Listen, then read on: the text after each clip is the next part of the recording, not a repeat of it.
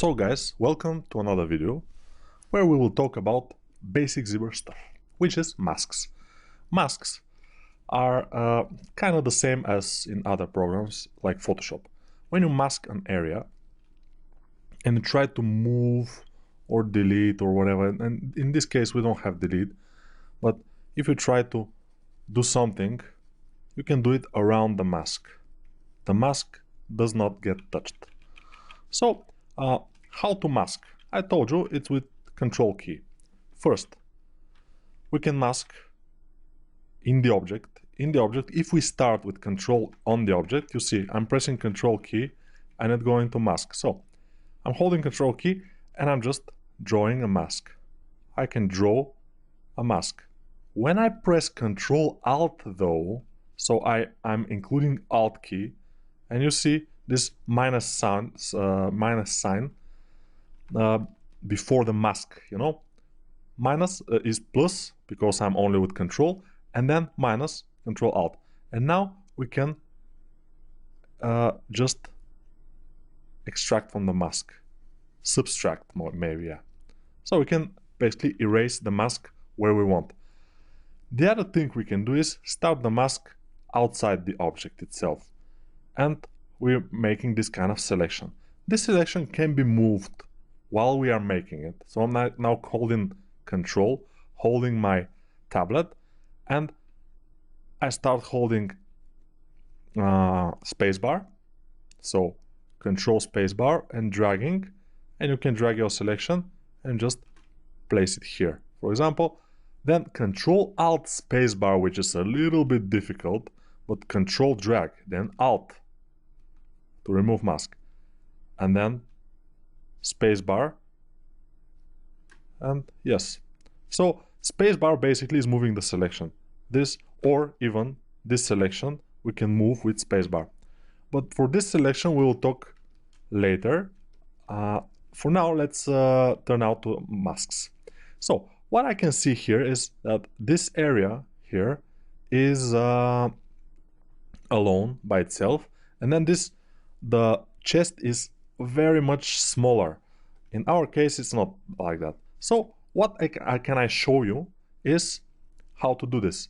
So first I will mask exactly what I want to stay, and then I will shrink the rest, and I will show you how it's done.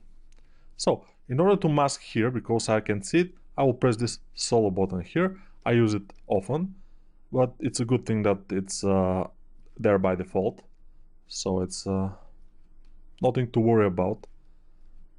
I'm masking this area, and let's see how the design will be from the back. The thing is that from the back we don't have a design, but we can kind of manage to think of something, probably. We'll see. Maybe something like this. Yeah, I would like it to be something like this. Okay, and now while we were on mask, now I will go to 4, which is move brush, and if I start moving like this, you see it's not very good. So I will just increase my brush with the bracket keys, or from here, or if you press S you can increase it, but I like to increase it with the bracket keys because I've used that in Photoshop way before I learned ZBrush, so it's kind of second nature to me. And I'm just moving with very big brush this thing inwards, so it's smaller, and that's okay. We can then invert the mask. So now if I want to work on the upper side, I will just click, not drag, just click outside the object. So click, and yeah. Maybe you're wondering what will happen if we Control click in the object, but just click. We will feather the mask. So this kind of this points that the mask is meeting non-mask area, so the border will be feathered. Let's see. So Control and click, click, click, click, click. It's feathering. I'll Control Z a few times. Control Alt and click will sharpen the mask. So you know, almost everything in ZBrush is with Control, Shift and Alt, so it's not that difficult. Control, Alt, Shift, and dragging or clicking. You just have to know what to expect from ZBrush. And it's pretty good. So, next thing we want to do is work on this area. We can just do this and this and this. And I think we have touched most of the things about masks. So you may notice that for now we just had subtool menu and the geometry menu and only Dynamesh, and that's it. So to start sculpting, you don't need too much menus. You need just to know some things, just some stuff.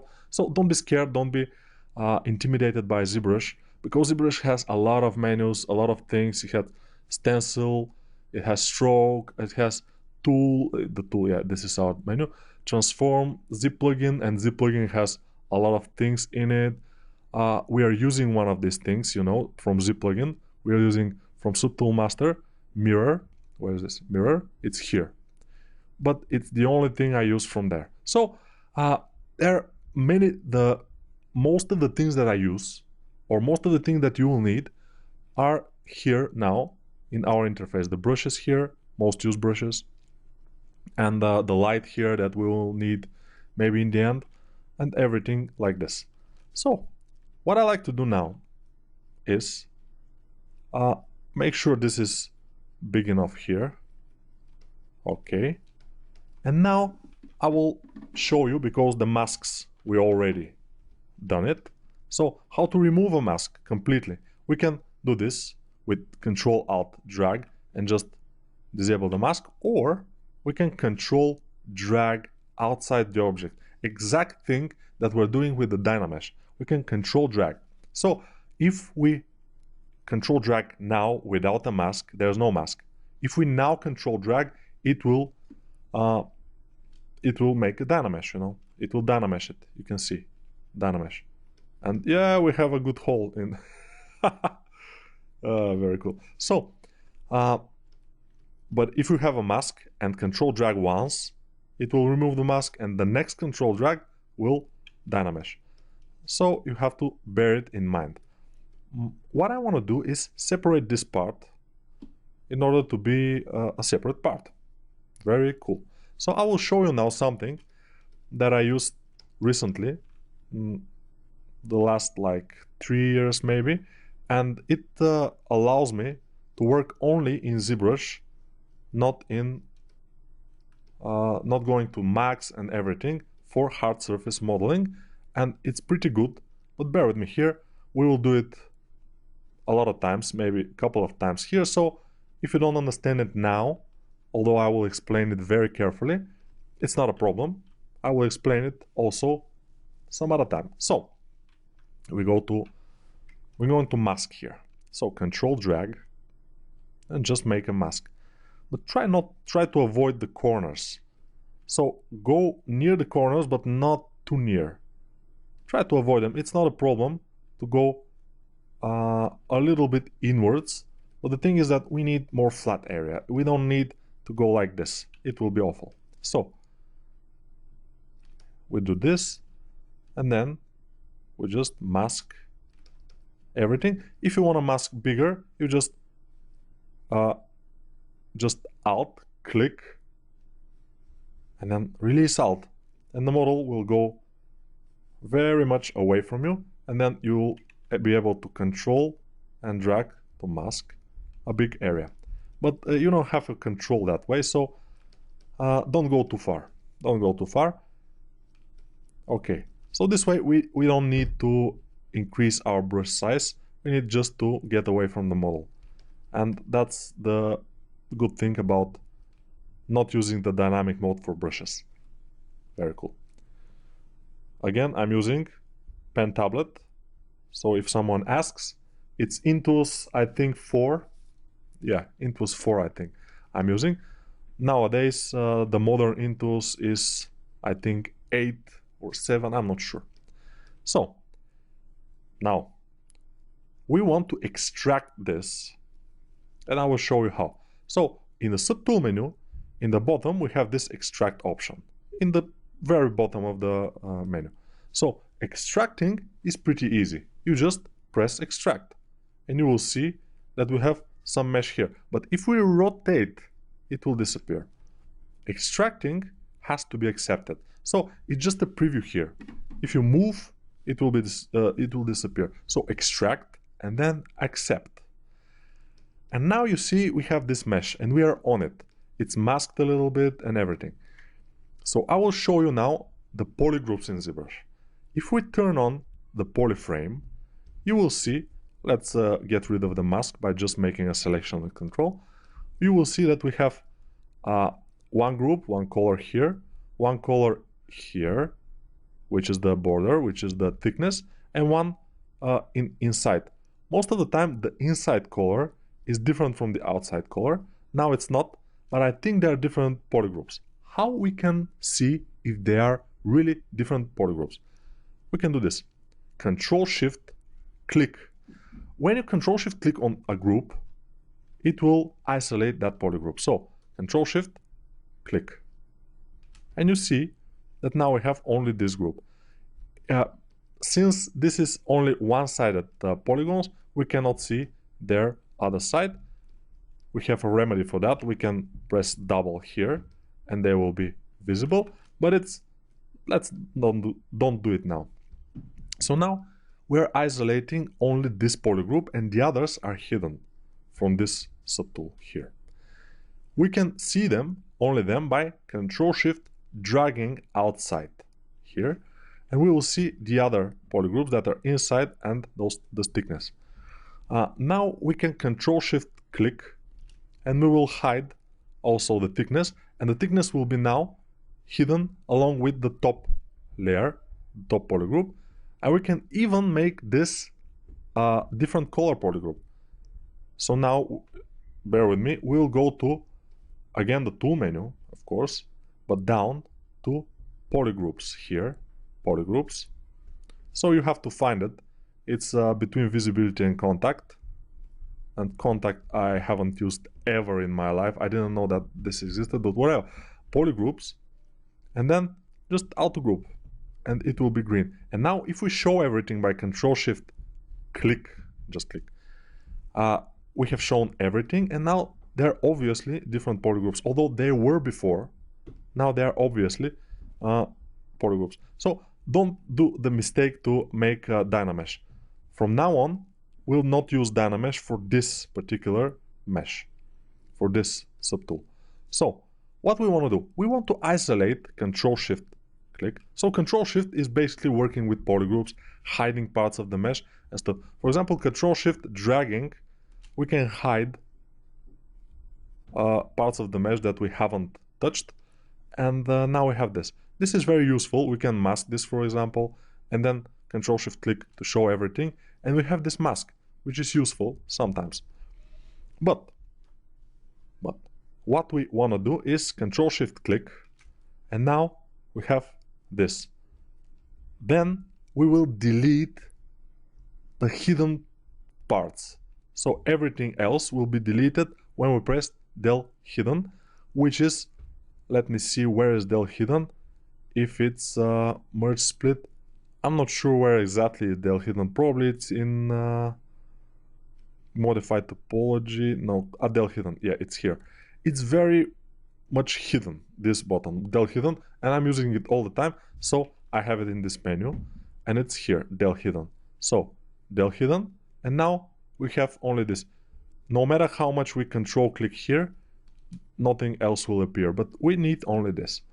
Now we want to use ZRemesher. ZRemesher will make this a very much more manageable topology, low poly, so we can easily make it the shape we want. So we go to ZRemesher and we can ZRemesh, but we don't want to ZRemesh. From this menu here, which is pretty big, I use only ZRemesher and target polygon count.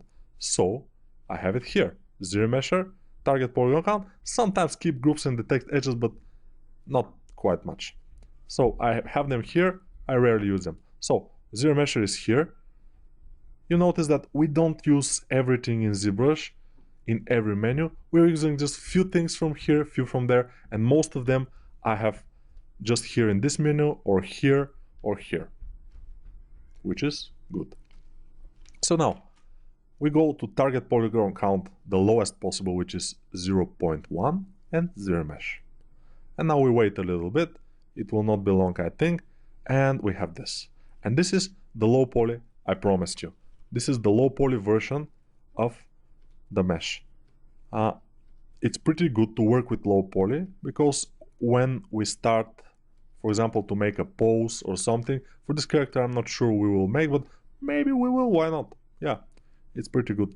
So when we start making something, we'll have a low poly version, and when you're moving around and doing it, it's very much easy to have this low poly. And I recommend it. Also, we can zero mesh it again and again. How many times we want, doesn't matter. It will be smoother and smoother. So now we'll press this and we'll see what we have here. Yeah, solo without solo. Yeah, we have just to be everything visible, and we can just work it out. I see this is pretty narrow and the helmet is a bit going like this. I think this is fine, and this could be even narrower here. So let's do this, and I think this is good, but this thing here I don't think we need, because here will be his arm and it's impossible to have armor there. So what we can do is, again, hide part of the geometry and then del hidden. That's how we work. So to hide parts of the geometry, we press Ctrl Shift and Alt, and you see red because we are hiding. So I will hide this, and then this, and then this. So be very careful from which direction you are hiding, because, for example, I want to hide this, and I'm not very careful, and I'm just hiding it like this. Yeah, it's hidden, but look from the back. Yeah, nothing. But let's see again. Like this. Hide it. And now, you see? So be careful how you hide it. So that's why I do this, because I know that below this, there are no polygons. And I cannot hide them by accident. The back polygons. So I'm just working here with the move brush, with the smooth brush, a little bit, and just making this work. So I think we have managed to make those things. I will explain again, maybe not that detailed explanation I will make, how we work with polygroups, but every time I will show you, I will tell you the shortcuts and the things you have to press. So don't worry if you didn't get it. So just for the end, we will make those arms by pressing B to go to the brushes, curve tool brush. Now make my brush size a little smaller and do this. And you notice it's fine, and I will accept it by just clicking here, and it will be fine. Of course, now you see that this, what I hidden, is not hidden, and it's not gone. So what we can do, first, we made the hands in the same subtool, the arms, with this. So we need to separate them. Split hidden, split unmasked, because it's masked. So always split unmasked, for example. Yeah, this is here. So I will solo it, and again I will hide this very easily, and I will check out if everything is okay. It's okay. So now I will del hidden again, and now it's good. Now it's fine. We'll make thickness in some of the next videos, because we have to say goodbye for now. But in some of the next videos we will make thickness for this part, and I will show you how to work with the Z modeler brush, but that will be some other time. For now, let's say goodbye, and in the next video probably we will make these shoulders, or at least kind of start to make them. They are a very important part. They are making a lot of the silhouette, so we have to be careful there. And also one thing, when you are extracting something like we did, the mesh you are extracting from remains masked. So be careful with that. We can unmask by just click dragging, control dragging, and we are okay. And now, see you in the next video, of course.